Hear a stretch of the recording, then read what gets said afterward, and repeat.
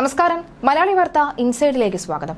വെഞ്ഞാറമൂട് കൂട്ടക്കൊലക്കേസിലെ പ്രതി അഫാൻ എന്ന 23 വയസ്സുകാരനെ കുറിച്ച് ഓരോ ദിവസവും ഞെട്ടിപ്പിക്കുന്ന വിവരങ്ങൾ തന്നെയാണ് പുറത്തുവരുന്നത്.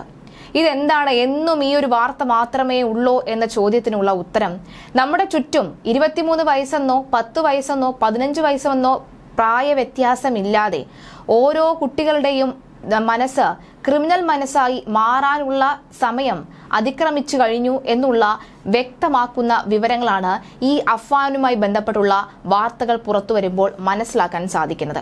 അതുകൊണ്ട് തന്നെ ഓരോ വിവരം പുറത്തു വരുമ്പോഴും അത് ജനങ്ങളിലേക്ക് എത്തിക്കുക എന്നത് ഞങ്ങളുടെ കൂടി ഉത്തരവാദിത്വം തന്നെയാണ്. ഇപ്പോഴിതാ അഫാനുമായി ബന്ധപ്പെട്ട് വരുന്ന ഏറ്റവും ഒടുവിലത്തെ വിവരം എന്ന് പറയുന്നത്, ഈ അഫാൻ 2 പേരെ കൂടി കൊല്ലാൻ പദ്ധതി ഇട്ടിരുന്നു എന്നാണ് റിപ്പോർട്ട്. തട്ടത്തുമലയിൽ താമസിക്കുന്ന ഉറ്റ ബന്ധുക്കളായ അമ്മയെയും മകളെയുമാണ് കൊല്ലാൻ പദ്ധതിയിട്ടത് എന്നാണ് അഫാന്റെ മൊഴി. ആശുപത്രിയിൽ അഫാനെ സന്ദർശിച്ച മാനസിക ആരോഗ്യ വിദഗ്ധനോടാണ് ഇക്കാര്യം വെളിപ്പെടുത്തിയത്. 5 ലക്ഷം രൂപ കടം ചോദിച്ചിരുന്നു എന്നും ഇത് നൽകാത്തതിൽ അവരോട് പക തോന്നിയെന്നുമാണ് അഫാന്റെ മൊഴി. അച്ഛന്റെ ബന്ധുക്കളെയും അമ്മയെയും സഹോദരനെയും കാമുകയുമാണ് അഫാൻ കൊന്നത്. ഇതിനപ്പുറം അമ്മയുടെ ബന്ധുക്കളെയും വകവരുത്താൻ അഫാൻ ആലോചിച്ചിരുന്നു. ഇതാണ് ഇപ്പോഴുള്ള മൊഴിയിൽ നിറയുന്ന വസ്തുത. മുത്തശ്ശി, പിതൃ സഹോദരൻ ലത്തീഫിന്റെ ഭാര്യ, പെൺസുഹൃത്ത് ഫർസാന, ഇളയ സഹോദരൻ അഫ്സാൻ, മാതാവ് ഷെമീന എന്നിവരെ കൊലപ്പെടുത്തിയതിനു ശേഷം തട്ടത്തുമലയിലെത്തി മറ്റ് 2 പേരെ കൂടി വകവരുത്താനായിരുന്നു പദ്ധതി. അൽസൻ അഫ്സാനെ കൊലപ്പെടുത്തിയതോടുകൂടി തന്നെ മനോവീര്യം ചോർന്ന് തളർന്നുപോയി. അതുകൊണ്ട് ആ 2 പേരെയും കൊല്ലാനുള്ള പദ്ധതി ഉപേക്ഷിച്ചെന്നും അഫാൻ വെളിപ്പെടുത്തി. സാമ്പത്തിക പ്രതിസന്ധി തന്നെയാണ് എന്ന ഈ കൊലയ്ക്ക് കാരണമെന്ന് ആവർത്തിക്കുകയാണ് അഫാൻ. ഇത് പോലീസും മുഖവിലയ്ക്ക് എടുത്തിട്ടുണ്ട്. ഇനി കസ്റ്റഡിയിൽ വാങ്ങി വിശദമായി തന്നെ ചോദ്യം ചെയ്യും. 8 പേരെയാണ് കൊല്ലാൻ അഫാൻ പദ്ധതിയിട്ടത് എന്ന വ്യക്തമായ വിവരമാണ് പുറത്തുവരുന്നത്. അതായത് അഫാന്റെ ഹിറ്റ് ലിസ്റ്റ് പുറത്തു വരുന്നു എന്ന സാരം. അതായത് തിങ്കളാഴ്ച രാത്രിയാണ് ഈ സംഭവം നടക്കുന്നത്. കഴിഞ്ഞ തിങ്കളാഴ്ച രാത്രിയാണ് ഈ സംഭവം നടക്കുന്നത്.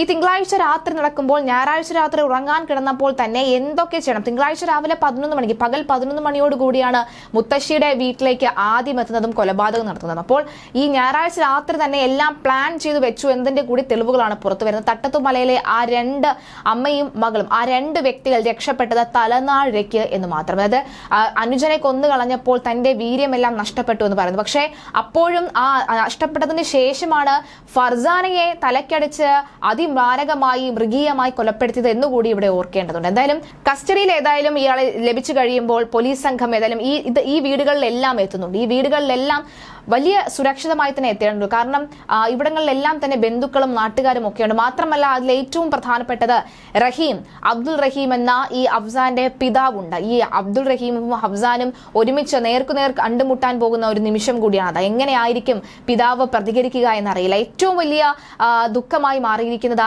ഇളയ മകനെയാണ്. മകന്റെ മരണത്തിലാണ് അച്ഛന് ഏറ്റവും വലിയ ദുഃഖമായി മാറിയിരിക്കുന്നത്. എന്തായാലും എന്തിനാണ് സംഭവിച്ചെന്നുള്ള നടുക്കം തന്നെയാണ്.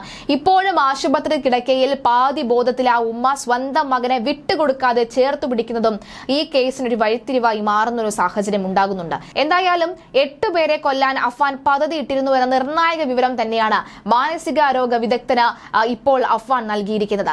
സഹായിക്കാത്ത മാമനോടും പക തോന്നിയെന്നും അഫാൻ പറയുകയാണ്. ഇയാൾക്ക് ചെറിയ കുട്ടികൾ ഉള്ളതുകൊണ്ട് ഒഴിവാക്കുകയായിരുന്നു എന്നും പ്രതി കൂട്ടിച്ചേർത്തു. അമ്മയെയും കൂടി ഉൾപ്പെടുത്തി 8 പേരെ കൊലപ്പെടുത്തി പ്രതികാരം പൂർത്തിയാക്കാൻ തന്നെയാണ് അഫാൻ തുനിഞ്ഞിറങ്ങിയത്. എന്നാൽ അഫാൻ അതിന് കഴിഞ്ഞിരുന്നില്ല എന്നതാണ് വാസ്തവം. കുടുംബത്തിന് ഭീമമായ സാമ്പത്തിക ബാധ്യത ഉണ്ടായിരുന്നില്ല എന്ന അഫാന്റെ പിതാവ് അബ്ദുൾ റഹീം ഇന്നലെ വെളിപ്പെടുത്തിയിരുന്നു. എന്താണ് സംഭവിച്ചത് എന്ന് തനിക്കറിയില്ല എന്നും അബ്ദുൾ റഹീം പറഞ്ഞു.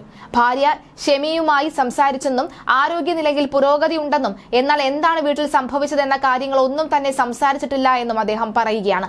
തന്റെ ബാധ്യത തീർക്കാൻ നാട്ടിൽ നിന്ന് പണം അയച്ചു തന്നിട്ടില്ല. മകനുമായി സംസാരിക്കാറുണ്ടായിരുന്നു. സംഭവത്തിന് ഒരാഴ്ച മുമ്പും സംസാരിച്ചിരുന്നു. എന്താണ് സംഭവിച്ചതെന്ന് പോലീസ് അന്വേഷിച്ച് കണ്ടെത്തട്ടെ എന്നും അബ്ദുൾ റഹീം പ്രതികരിച്ചു.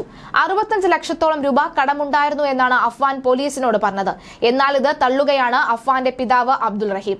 ബാങ്ക് ലോണും മറ്റും കടങ്ങളും ഉൾപ്പെടെ 15 ലക്ഷത്തിന്റെ ബാധ്യത തനിക്കുണ്ട് എന്ന് അബ്ദുൾ റഹീം പോലീസ് നൽകിയ മൊഴിയിൽ വ്യക്തമാണ്. എന്നാൽ ഇത് കുടുംബത്തെ അറിയിച്ചതേയില്ല. അഫ്വാനെ ആശുപത്രിയിൽ നിന്ന് ജയിലിലേക്ക് മാറ്റും. ആരോഗ്യം മെച്ചമായതോടുകൂടി ഡോക്ടർമാരുടെ നിർദ്ദേശപ്രകാരമാണ് ജയിലിലേക്ക് മാറ്റുന്നത്. മുത്തശ്ശിയെ കൊലപ്പെടുത്തിയ സംഭവത്തിൽ പോലീസ് രജിസ്റ്റർ ചെയ്ത കേസിലാണ് അറസ്റ്റ് രേഖപ്പെടുത്തിയിട്ടുള്ളത്.